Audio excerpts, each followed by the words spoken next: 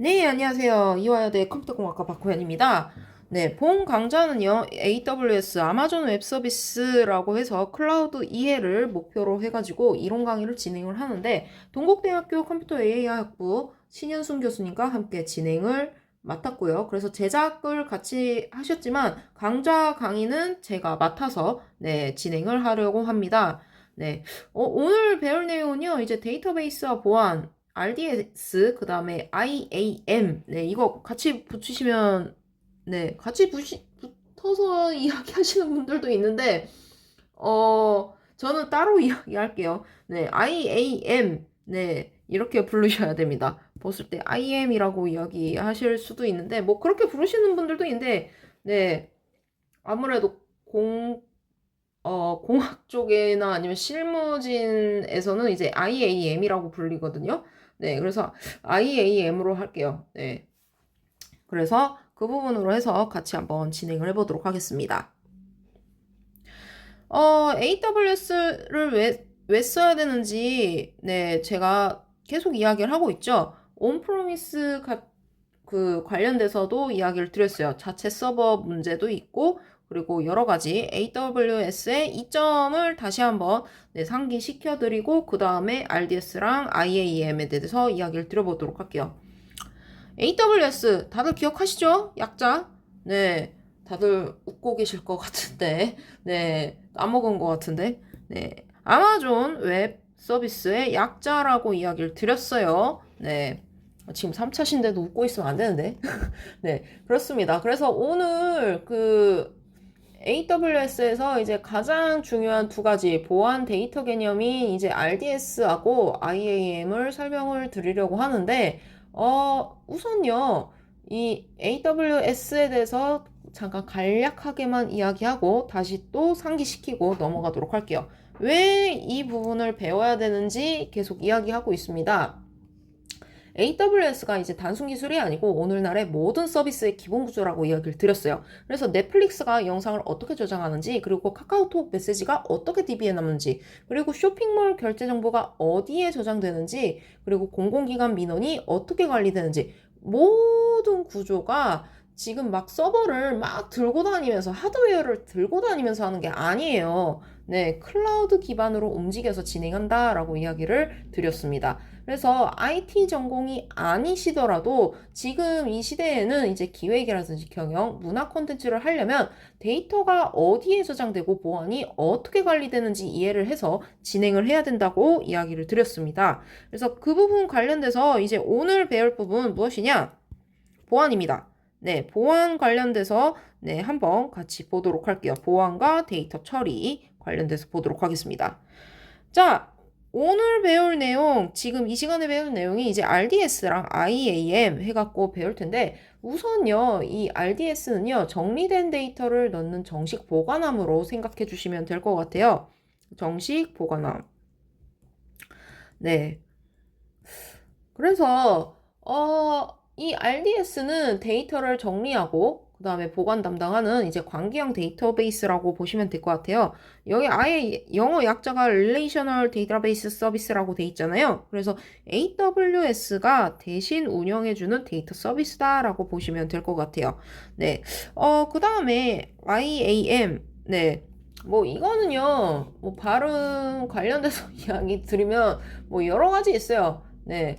뭐 IM이라고 하면은 이제 영어 문장 IM 있지 않습니까? 이거랑 좀 혼동하는 경우도 있어가지고 그러니까 국내에서는 이제 IAM이라고 불리기는 하는데 해외에 계신 분들은 그냥 IM이라고 불리는 것도 보기는 했어요. 네.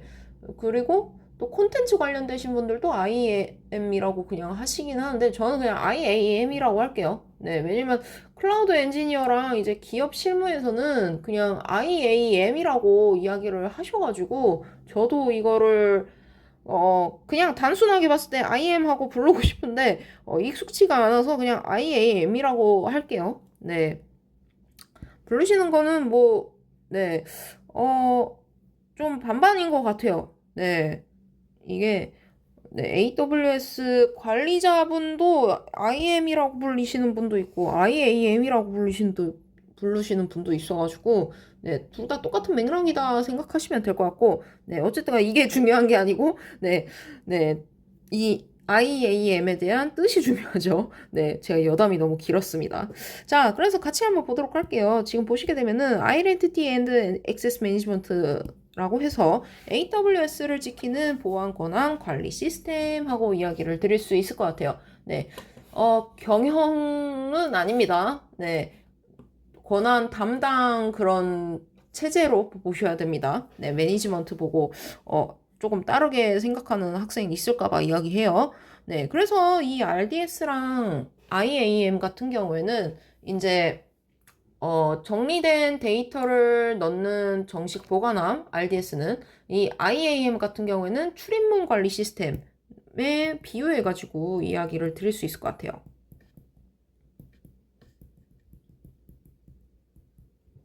그래서 누가 어떤 문을 열어도 되는지 정하는 부분을 이제 IAM이라고 둘 수가 있겠어요. 그래서 보안이라든지 권한 관리해가지고 네, 진행되는 부분이 네, IAM이다라고 이야기를 드릴 수 있을 것 같아요. 이 둘은요, 이제 모든 서비스의 기초 인프라로 이제 갖고 있어요. 데이터를 저장하는 구조가 RDS, 그 다음에 데이터를 지키는 구조가 IAM 해가지고 이야기를 드릴 수 있을 것 같아요. 오늘은 지난 시간에는 스토리지 관련돼서 지난 시간에 배웠던 게 이제 뼈대 관련돼서 이야기를 했다면 오늘 관련돼서 이야기하는 거는 기능 관련돼서 이야기를 하는 상황이거든요. 네, 그 구조로 봐주시면 될 것 같습니다. 그래서 데이터를 저장하는 구조가 RDS고 데이터를 지키는, 보안하는 구조가 IAM입니다. 라고 이야기를 드릴 수 있을 것 같아요. 뭐 예를 들어 이제 쇼핑몰 하나를 두도록 할게요. 쇼핑몰 엑셀 보면은 뭐 테이블을 보게 되면은 이제 고객 정보, 주문 내역, 결제 내역 뭐 이렇게 있어요. 이런 중요한 정보들을 엑셀에다가 두었을 때 막 흩어두면 안 되고 이제 하나로 딱 전용 시스템이 필요하잖아요. 그게 이제 RDS라고 이야기를 드릴 수가 있겠고 그리고 직원이 여기에 쇼핑몰에 50명이 있다고 칠게요.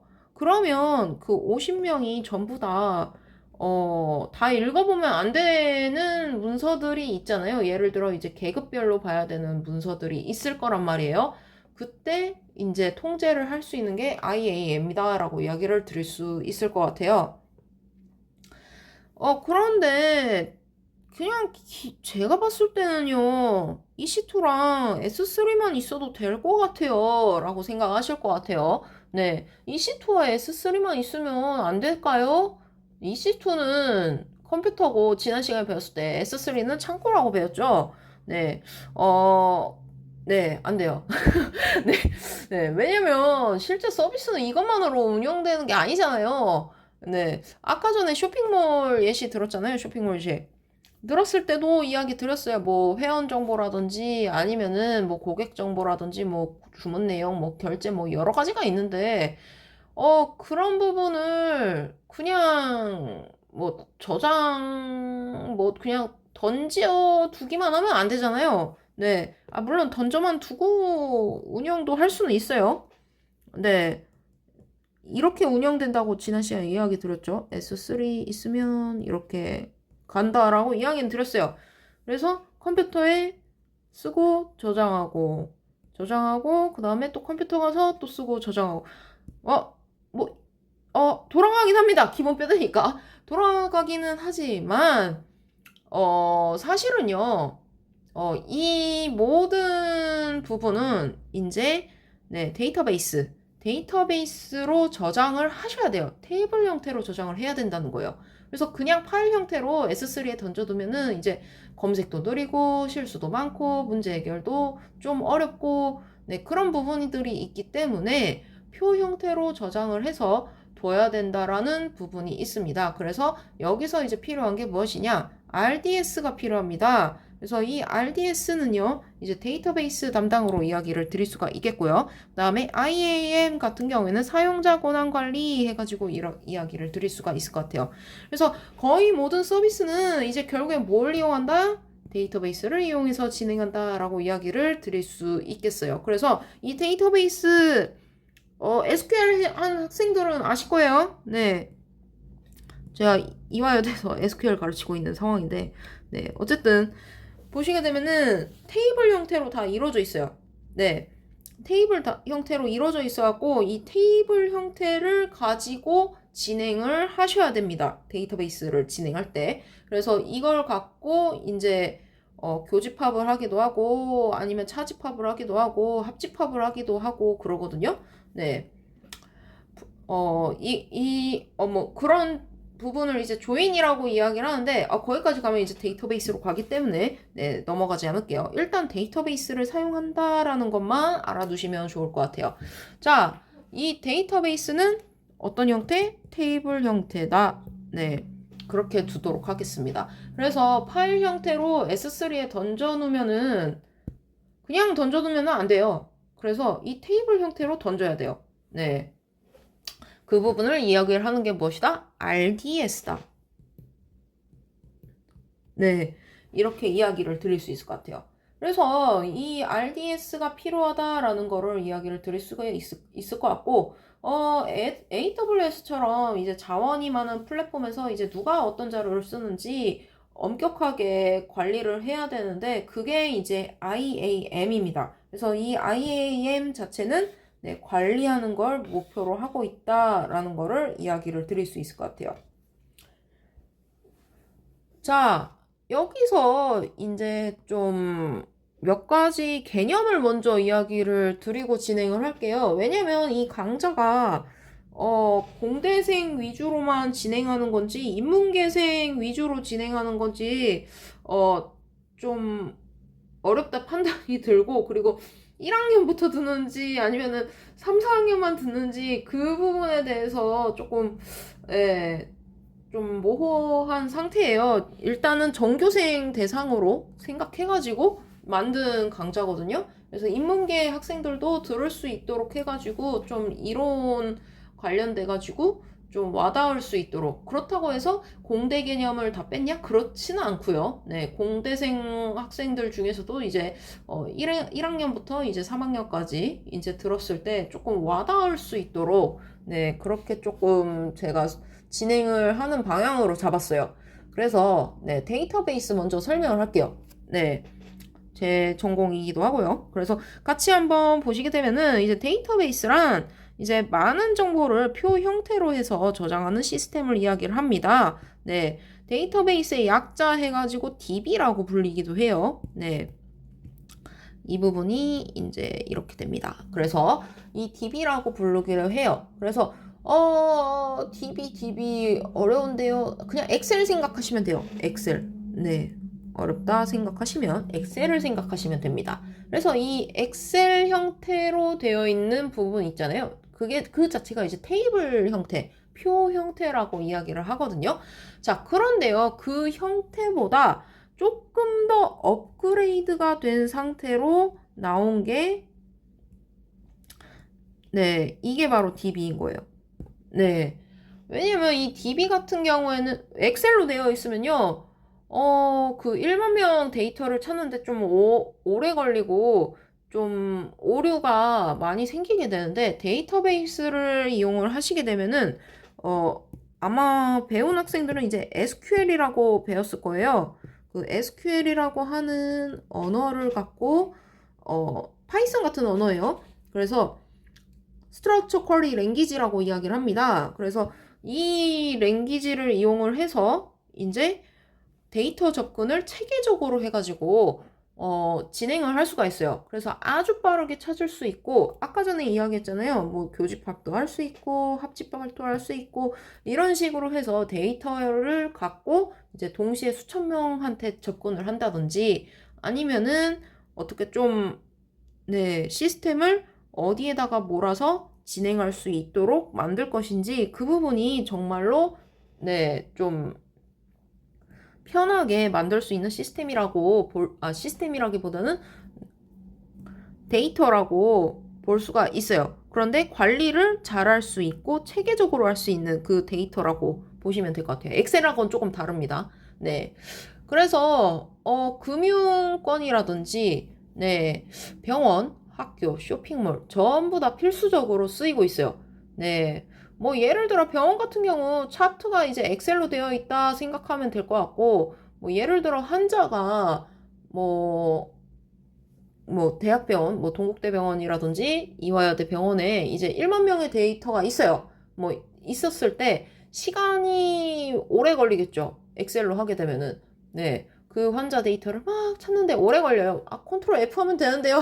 하시면 안 되고, 네. 그런 상황으로 보는 게 아니고, 뭔가 좀 다양한 데이터가 있다라고 가정을 했었을 때요. 네. 그러면 막 오래 걸리고 그 환자가 막 예를 들어 뭐 외과도 다니고 뭐 안과도 다니고 막 그랬다 그러면은 뭐 찾고 여기에서 추적하고 그러는데 좀 오류가 생기고 오래 걸려요. 그런데 DB 같은 경우에는 접근성이 정말 효율적입니다. 네, 그래서 그 부분을 이야기를 합니다.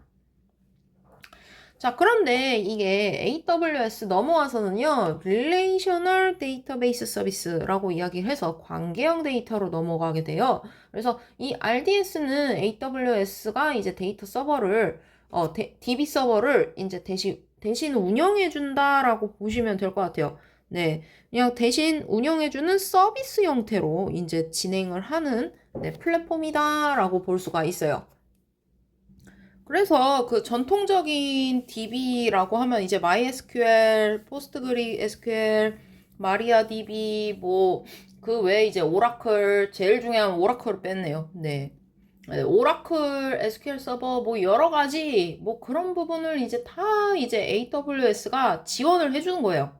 네, 자동으로 이제 처리를 해서 도와주게 됩니다. 그래서 주로 이제 저장되는 데이터들이 어떤 게 저장이 된다면 이제 회원 정보라든지 로그인 기록, 주문 결제 내역, 뭐 장바구니, 리뷰, 뭐 그런 부분이 이제 저장이 돼요. 그렇다면 여기서 좀 헷갈리는데요. 이 뒤에서 나오긴 하네요. 네. 나오긴 하는데 여기서 조금 S3랑 뭐가 다른지 좀 이야기를 해볼게요. 네. S3는 저장된다면서요. RDS는 왜 필요한데요? 라고 또 여기서 의문이 나올 거예요. 쉽게 이야기하자면 비정형. 정리를 목표로 한다 그랬어요. RDS는. 예. 그래서 그 테이블이나 스키마 기반으로 이제 이루어져 있어요. 정형. 스키마 했을 때 모를까봐 이야기하자면 정수는 정수끼리, 문자는 문자끼리, 네, 이 정도로만 이야기할게요. 분리는 분리끼리 그렇게 두고 진행을 하게 되거든요. 네, 그 정도로만 이야기를 할게요.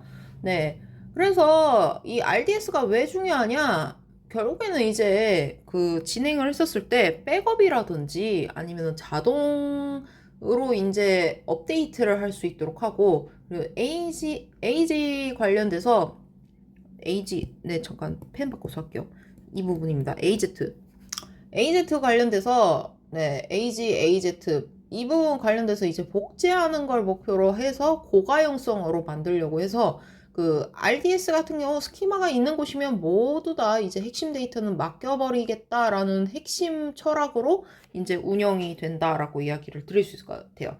그래서 여기서 이제 RDS에서 사용자는 이제 데이터를 읽고 쓰는 것에만 집중해 갖고 진행하면 될 것 같고 데이터 저장 조회 분석으로 이용이 된다라고 이야기를 드릴 수가 있을 것 같고 기업이 가장 먼저 도입하는 이제 AWS 서비스 중에 하나라고 이야기 드릴 수 있을 것 같아요. 왜냐면 기업이 이걸 맨날 직접 하게 되면은 3명에서 5명이 붙어 있어야 되는데 RDS가 그냥 자동으로 다 해결해 버리거든요. 네. 그렇기 때문에 인건비도 줄어들고 그리고 직접 운영하는 데 있어서 네, 좀 편하게 이제 구성이 돼 있어요. 그렇기 때문에 사용을 안 할 리가 없거든요. 네. 그리고 그 외에 이제 엔진 관련돼서도 이제 AWS가 대신 처리해서 이제 연동할 수 있도록 도와주는 부분이 있습니다. 그래서 그 부분 체크해 주시면 될 것 같아요. 자, 그래서 쇼핑몰에 한번 비유를 해보도록 할게요. 쇼핑몰. 네. 저는 이제 쇼핑몰에 비유하는 거 좋아합니다. 네. 왜냐면 MIS 출신이기 때문에. 자, 그래서 보게 되면은 이제 쇼핑몰의 다음 데이터들이 이제 필수적이에요. 고객 정보라든지 주문 내역이라든지 재고라든지 아니면 결제 기록. 뭐 이런 부분이 엑셀로 처리할 수 있는 수준이 아니라요. 그 수천 명이 한꺼번에 라이브 커머스 보면 한꺼번에 동시 접속하죠.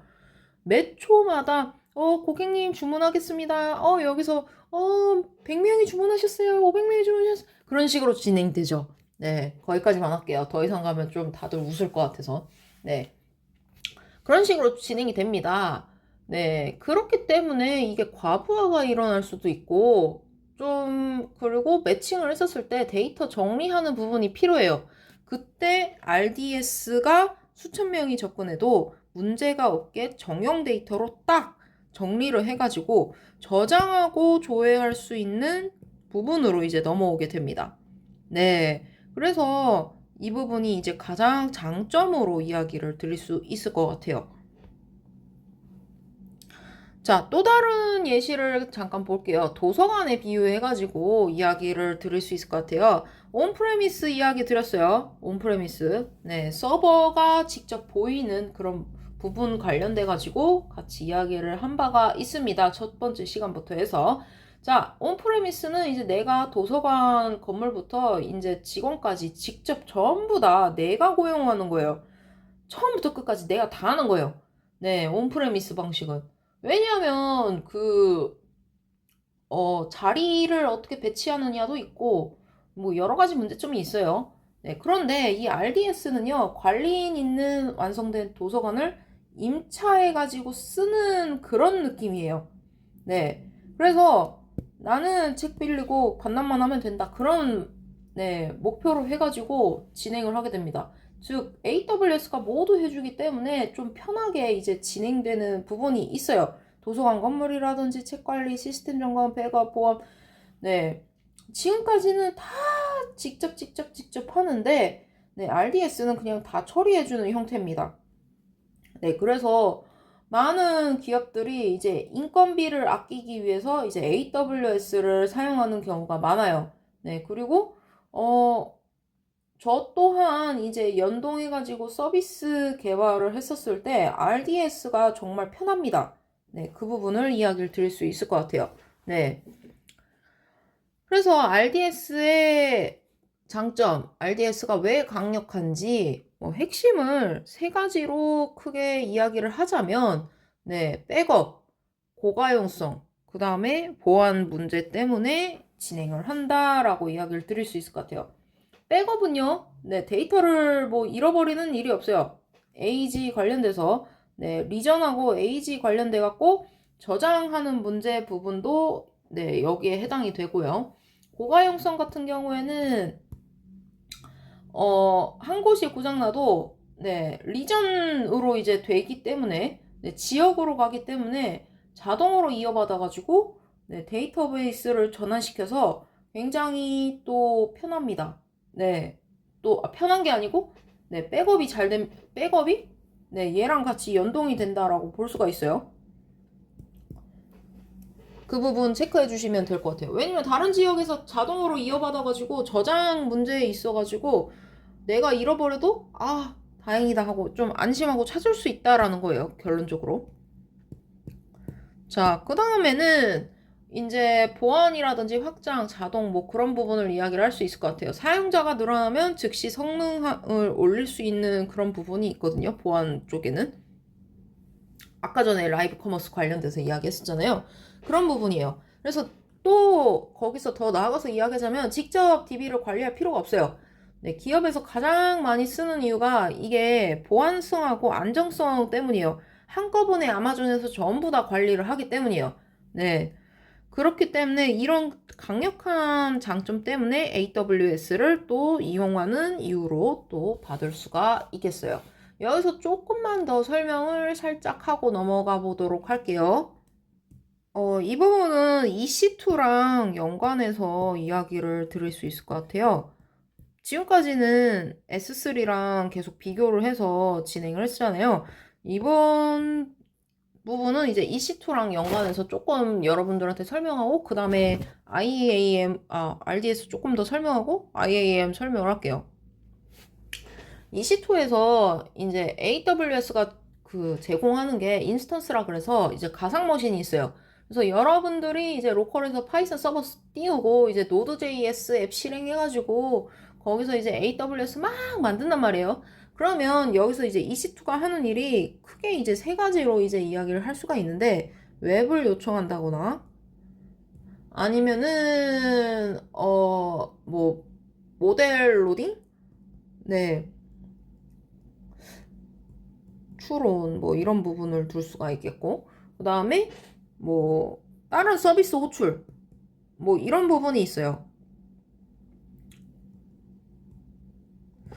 자, 그래서 이렇게 세 가지가 이제 EC2가 또 하는 역할 중에 하나예요. 네, 그래서 사용자가 만약에 로그인을 했어요. 쇼핑몰을 했을 때 로그인 조회를 보내면 이제 로직을 실행을 시키고, 그 다음에 모델 로딩 했었을 때 그 모델 파일에서 S3에 저장된 뭐 그런 파일들을 로딩을 해가지고 인퍼런스로 이제 수행을 시키고, 그 다음에 S3에서 이제 파일을 읽어가지고 여기서 이제 중요한 게 RDS에서 데이터 조회를 한다는 거예요. 네. S3에서 제가 지금까지는 계속 S3 개념으로만 나왔는데, 여기서 이제 S3가 저장을 하고 RDS에서 데이터 조회를 진행을 합니다. 네. 이런 식으로 이제 이어진다라고 또 이야기를 드릴 수 있을 것 같아요. 그래서 여기서 이제 중요한 게 EC2는 가능하면 이제 스테이트레스라고 그래가지고 상태를 갖지 않는 서버로 유지하는 것을 이제 목표로 해가지고 네, 진행을 하게 되고, 그래서 그 부분을 또 도와주는 게 S3랑 RDS로 해가지고 네, 연관지어서 이야기를 드릴 수 있을 것 같습니다. 자, 그래서 RDS의 그러면 장점, 네, 계속 똑같은 이야기 하는 것 같지만, 네, 여러분들 외우라고, 네, 또 계속 이야기를 드리는 상황이에요. 그래서 RDS의 강점을 이야기를 하자면, 이제 확장성, 관리가 따로 부담이 없다라는 부분이 있고, 그 다음에 안전성, 이렇게 세 가지를 줄 수가 있을 것 같아요.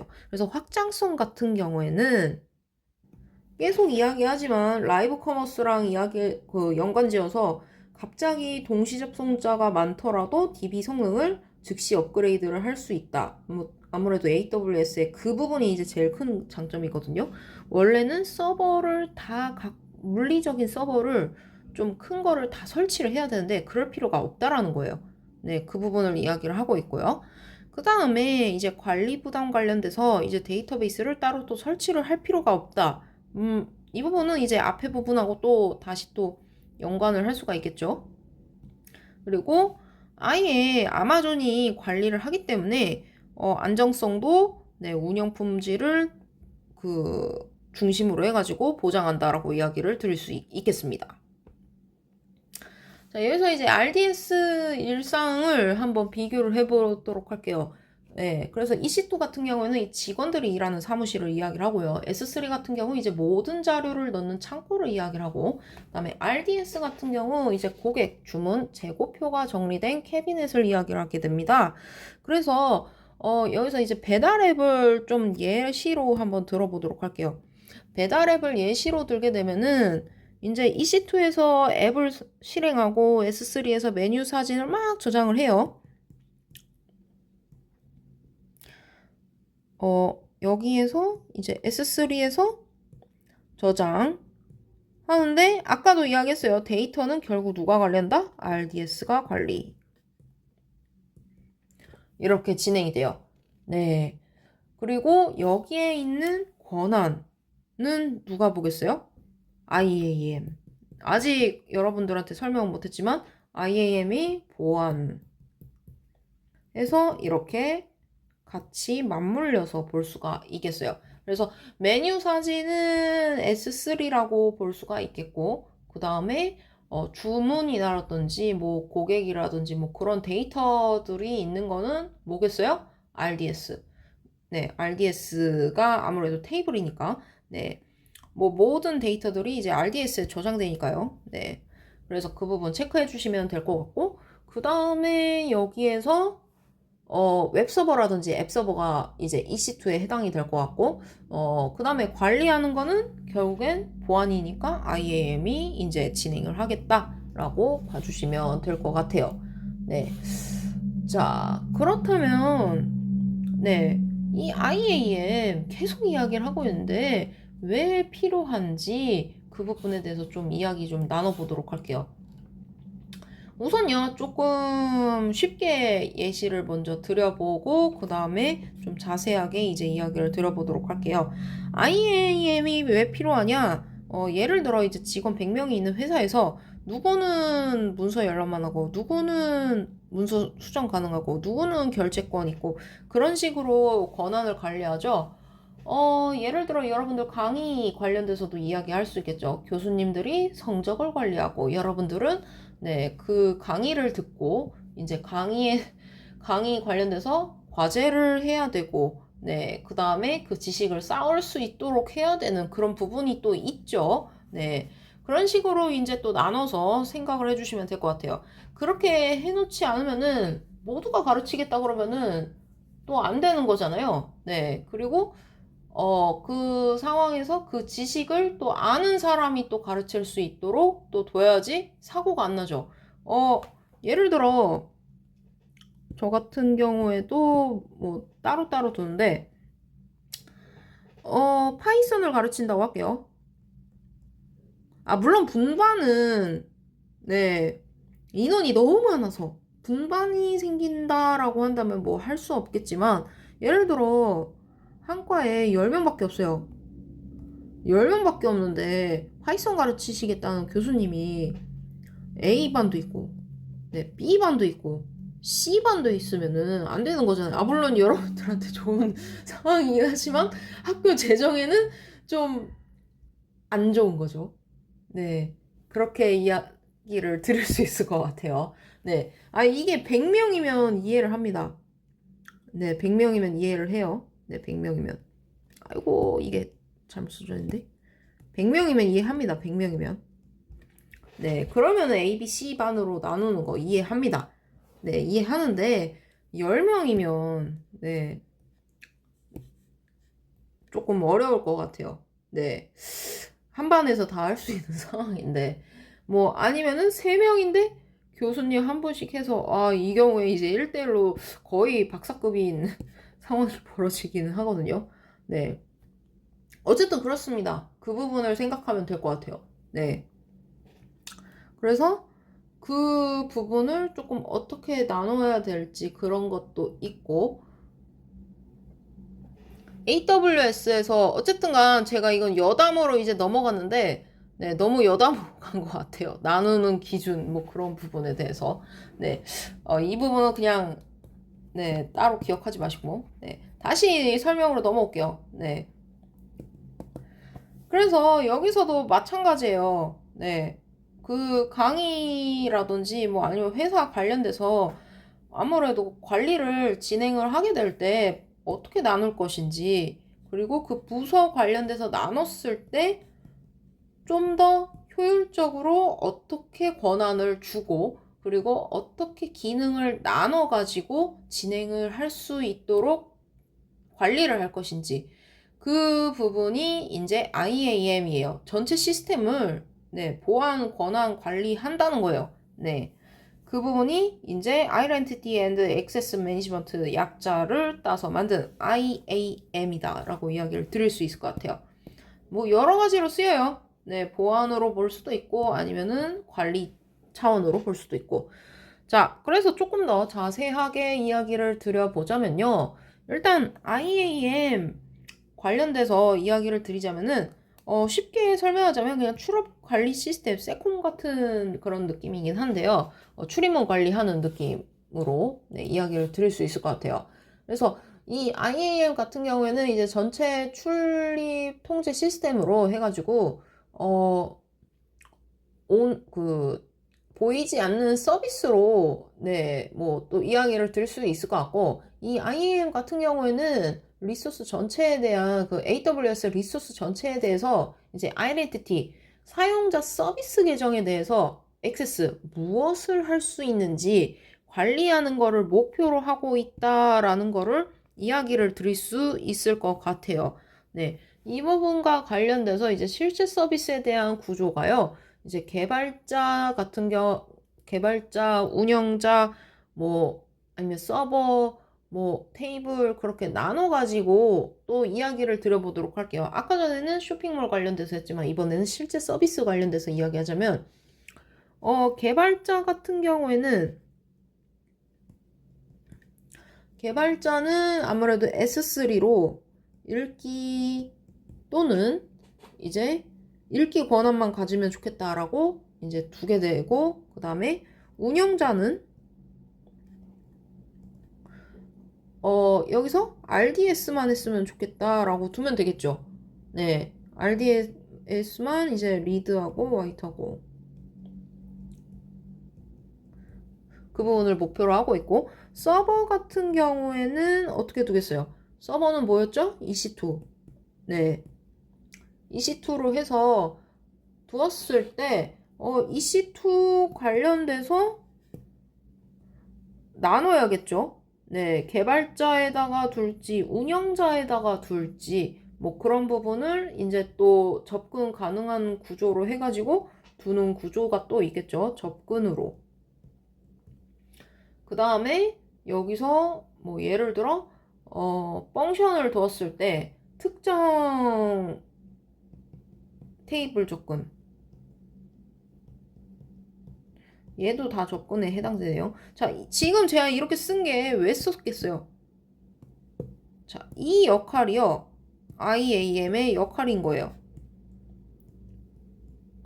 네, 뭐 개발자가 S3만 읽게 한다든지, 뭐 운영자가 RDS만 읽고 쓰게 한다든지, 서버가 EC2에만 접근한다든지, 특정 테이블에 접근을 한다든지, 뭐 이런 부분이 전부 다 이제 IAM의 역할이라고 이야기를 드릴 수 있겠습니다. 네, 그래서 누가 무엇을 사용할 수 있는가를 반드시 명확하게 두어야 되고요. 잘못된 설정이 있으면 실수로 데이터를 삭제할 그럴 부분이라든지, 뭐 여러 가지 뭐 중요 파일 외부 유출이라든지 해킹 위험 증가가 이제 생기게 되는 상황이잖아요. 이런 부분을 이제 어떻게 한다? 최대한 보완해서 네, 관리할 수 있도록 하는 게 이제 IAM이에요. 네. 그래서 잘못된 설정 부분을 최대한 올바르게 고쳐준다. 뭐 그 전에 아니면 사전에 차단한다 하는 부분으로 봐주시면 될 것 같아요. 그래서 참고로요. 여러분들이 그냥 그렇구나 하고 보고 있는데 기업에서요 항상 보안 사고 많이 나잖아요. 거의 70%가 IAM 설정을 잘못했다. 설정 문제입니다. 네. 그래서 이 부분이 진짜 중요해요. 네. 이건 몰랐죠. 와, 70%의 IAM 설정 문제가 보안 문제였구나. 그러니까 보안의 70%, 네, 지금 잘못 이야기했는데, 보안의 70% 문제, 70에서 80% 문제가 IAM 설정 때문에 생겨난 문제예요. 네, 그 부분 체크해 주시면 될 것 같아요. 아마 여러분들 GPT에서 한번 오류 난 적 있었을 거예요. 그때도 이제 아마존 관련된 문제가 있어가지고, 네, 아마존 웹 서비스 관련된 문제랑 있어서, 네, 그래서 그 잠시 동안 GPT를 사용 못 했었던 경우가 있었거든요. 이게 10월인가 9월인가 그랬을 거예요. 2025년 10월 아니면 9월 같은데, 9월, 10월 중에 하나인데, 그때 있었습니다. 그 문제도 이제 IAM 문제였어요. 네. 뭐, 안 써서 모르겠는데, 할 수 없는데, 있었습니다. 네. 그래서 그 부분 체크해 주시면 될 것 같아요. 자, 또 다른 좀 쉬운 예시를 조금 이야기를 하자면, 이제 IAM 관련돼서, 네, 이야기하면은 이제 출입 관리 시스템으로 이제 둘 수가 있어가지고, 여러분들, 뭐 학생증 가지고 이제 1층이나 도서관만 출입 가능한 상황이라든지, 뭐 조교 같은 경우에는 연구실도 출입 가능하게 하고, 교수님들은 이제 서버실까지만 가능하고 외부인들은 못 들어오게 뭐 그런 식으로 시스템을 둘 수 있겠죠. 이화여대 같은 경우에는 아예 외부인들은 못 들어오게 돼 있거든요. 네. 무조건 어느 건물이든지 다 학생증을 갖고 있어야 돼요. 네. 동국대는 그 정도까지는 네, 아니긴 한데 밤에는 잠기는 걸로 알고 있어요. 네. 밤에는 다 잠가버리거든요. 아무래도 보안 그런 문제 때문에 네, 이화여대 같은 경우는 아무래도 여대다 보니까 네, 건물들마다 전부 다 카드를 찍어야 됩니다. 네, 카드를 찍어가지고 입장을 해야 돼요. 그런 부분이 있어요. 그래서 출입문 관리라고 보시면 될 것 같아요. 네, 이런 예시분들이. 자, AWS도 마찬가지입니다. 그래서 아이덴티티 어떤 서비스에 이제 접근할 수 있는지 세밀하게 관리하는지 그 기능이 이제 IAM이라고 둘 수가 있어서 방금 전에 얘기했었던 이제 출입카드 부분이 이제 액세스 키에 해당이 되고요. 그다음에 부서별 제한구역. IAM 폴리시에 의해가지고 이제 진행을 하겠죠. 아무래도 교수님실은 본인만 쓸 수 있도록 하겠죠. 본인 외에 다른 분들의 카드도 들어가게 하면 안 되잖아요. 그런 부분 생각하시면 될 것 같아요. 그 외에도 뭐 예를 들어 강의실 문을 연다라든지 아니면 닫는다라든지 뭐 그런 부분도 있을 거고요. 네.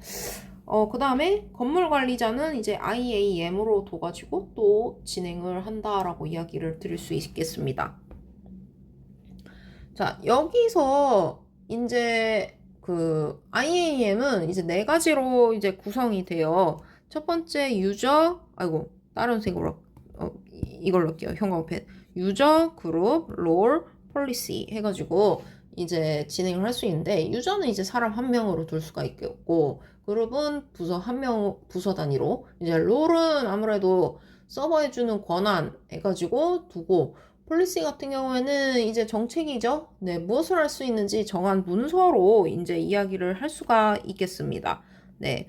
그래서 이렇게 IAM의 기본 요소는 이제 네 가지로 이제 구성이 돼 갖고 이제 진행이 된다라고 이야기를 드릴 수 있겠어요. 자, 방금 전에도 이야기 드렸어요. 네. IAM이 중요한 이유. 네, 아까 전에 이야기 드렸죠. 보안사고 대부분이 이제 IAM 문제인데 70%에서 80%가 IAM 문제예요. 네, IAM. 그래서 여기서 이제 권한관리 실패해서 이제 나오게 되는 문제점들이 많습니다. 보안사고 관련돼서. 네, 그 부분 체크해 주시면 될 것 같아요. 뭐 예를 들자면 이제 실습용 학생 계정에서 실수로 권리자를 권한부여 무섭죠. 예를 들어 이게 시험 때면은 난리가 나겠죠. 네, 저도 그 생각만 하면 어떡하지? 하고 그 생각합니다. 네. 왜냐면 제가 한 학기 가르치는 학생들이 400에서 500명 가르치고 있거든요. 지금 상황이. 이화여대에서. 이거 보기만 해도 아찔한데. 끔찍한데요. 소름 돋는데. 물론, 네, 여기까지만 할게요. 여러분들한테 안 하는데요. 하고, 네, 들으실 수 있겠지만, 저는 이거 볼 때마다, 예시로 썼지만 끔찍합니다. 네. 여러분들은 학생 입장이라서 별로 와닿지 않은데 라고 생각하시겠지만 네 어쨌든 그렇고요. 이제 외부 개발자가 이제 S3 전체에 접근 가능하다라는 부분도 있고 이제 잘못된 정책으로 이제 데이터가 삭제되는 경우 이 경우도 이제 무섭죠. 네. 이 경우가 많아요. 네. 제일로 많은 사고 중에 하나가 이 경우랑 이 경우 이야기 들을 수 있을 것 같아요. 실습용 학생 계정과 이제 그 관리자 권한 부여 문제랑 데이터 삭제. 네. 이 부분이 거의 제가 봤을 때는 8, 90%될 것 같아요. 네. 이 문제가 제일 큽니다. 네. 어쨌든 그 기업은 IAM을 통해 가지고 이제 필요한 사람에게만 필요한 권한을 줘 가지고 최소 권한 원칙으로 해 가지고 네, 진행을 해야 된다라는 걸 목표로 해 갖고 하고 있어요. 자, 지난 시간에 배웠던 EC2 S3 관련해서 이제 오늘 배운 RDS랑 IM까지 오게 되었어요. 그래서 이 네 가지가 만나서 이제 아키텍처를 만들게 되는데 하나의 흐름으로 연결해가지고 여러분들한테 설명을 한번 해보려고 해요. 네. 하나로 설명을 해보도록 하겠습니다. 네, EC2 같은 경우에는 서비스 실행하는 컴퓨터고, 이제 S3는 파일 저장, RDS는 이제 정형 데이터 저장, IAM은 권한 관리. 알겠어요. 이거 계속 비유해가지고 이야기를 하죠. 그래도 한 번 더, 네, 아키텍처가 어떻게 돌아가는지 보도록 할게요. EC2에서는 일단은, 처음에 이제 순서를 한번 이번에는 이야기를 하면서 해볼게요. EC2 같은 경우에는 이제 웹 서버나 아니면은 서비스를 실행하는 이제 사용자 요청이 있을 거예요. 그 다음에 어디서 가요? EC2가 이번에 RDS로 갑니다. RDS로 가게 되면은 어떻게 되냐? 여기서 이제 회원 정보 관련해서 구조적 거리를 갖게 돼요. 그 부분이 있고요. 그 다음에 여기서 EC2가 S3로 갑니다. 왜냐면 구조적 거리를 갖게 됐으니까 저장해야 될 거 아닙니까? 네, 저장하고 그리고 여기서 또 사용자한테 또 전달할 수 있도록 하는 걸 목표로 하고 있어요.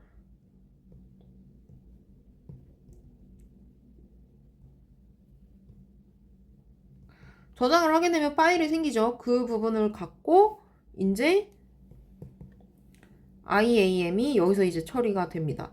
네, IAM이 처리하는 게 이제 EC2가 S3의 버킷을 그러니까 S3에 있는 파일을 접근할 수 있는 권한이라든지, 네, RDS에 이제 접근 가능한 이제 역할을 부여한다든지, 개발자라든지 운영하는 데 있어가지고, 네, 글에 대한 권한을 준다든지, 민감한 데이터에 대한 이제 접근 통제라든지, 뭐 그런 부분을 둬가지고, 네, 하나의 아키텍처를 만드는 거예요.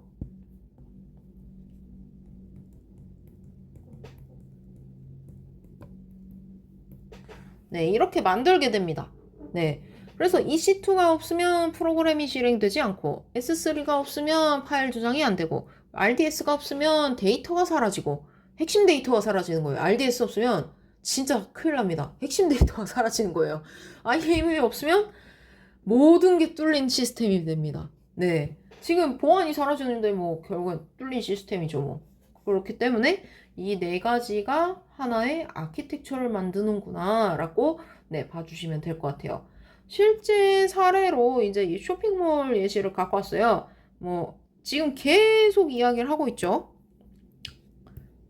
기억하라고. 네. 그래서 S3 같은 경우에는 이제 상품 사진, 배너 이미지, 뭐 아니면 카테고리, 뭐 사용자 프로필, 뭐 그런 부분을 이야기를 할 수 있겠고, RDS 같은 경우에는 이제 회원 정보, 뭐 아무래도 정형 데이터니까 주문 내역, 아니면 결제 기록, 장바구니, 뭐 그런 부분이 이제 다 해당이 되겠죠.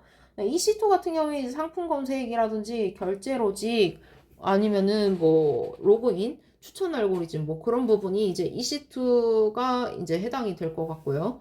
그다음에 IAM 같은 경우는 접근이죠. 네. 아무래도 접근 부분에 있어서 이야기를 하는 건 IAM. 그리고 어떻게 권한을 줄 것인지, 그리고 읽기만 하게 할 것인지, 아니면 쓰기만 하게 할 것인지. 네. 그런 부분도 다 이제 IAM이 관련합니다. 네. 그래서 IAM이 정말 중요하구나. 그리고 이 네 가지는 현업 아키텍처의 이제 표준 패턴으로 네, 중요합니다. 그래서 꼭 체크를 해주셔야 될 것 같습니다. 자, 그래서 여기서 이제 요약을 한번 해보도록 할게요. 결국에 요약을 하자면 이제 AWS의 서비스는 이제 기본 뼈대가 네 가지로 네, 방금 이야기했었던 EC2, S3, RDS, IAM 이렇게 네 가지가 이제 있는 상황이고, 이제 곧 이 부분들이 이제 웹 서비스나 앱이라든지 플랫폼 만드는데 기본 구조로 쓰인다라고 이야기를 드릴 수 있을 것 같아요. 그래서 이 네 가지의 연결 관계를 기준으로 해갖고 아키텍처를 어떻게 설정할 것인지 여러분들이 그 부분을 가지고 이제 서비스를 만드는 거를 네, 구상하셨으면 좋겠어요. 네. 그래서 오늘 설명한 내용들이 네, 관련돼가지고 이야기한 게 결국에는 그 디지털 시대에 관련돼서 이제 기획이라든지 운영 뭐 여러 가지 있지 않습니까?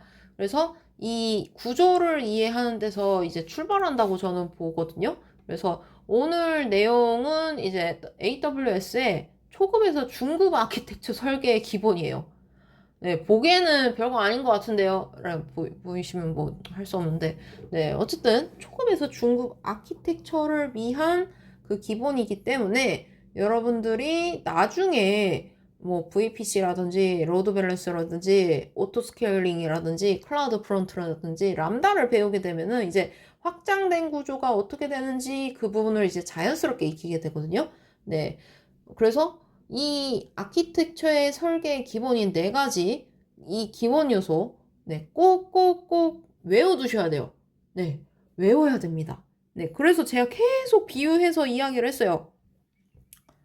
계속 비유하고 여러분들 설명이 와닿았으면 좋겠는데 안 와닿는데요 하시면 좀 슬프긴 한데 네, 와닿았으면 좋겠어요. 네, 와닿으셔가지고 좀 제가 설명하는 데 있어서 네, 여러분들이 잘 이해가 되셨으면 좋겠다라고 네, 하면서 오늘 수업은 여기까지 해서 마무리하도록 할게요. 네, 다들 네, 잊지 말고 복습해 주셨으면 좋겠고요. 네, 오늘 수업은 여기까지 해서 마무리하도록 하겠습니다. 오늘 배운 내용, 네, RDS와 IAM 이해 관련돼서 마무리 짓도록 하겠습니다. 전부 다 수고하셨습니다.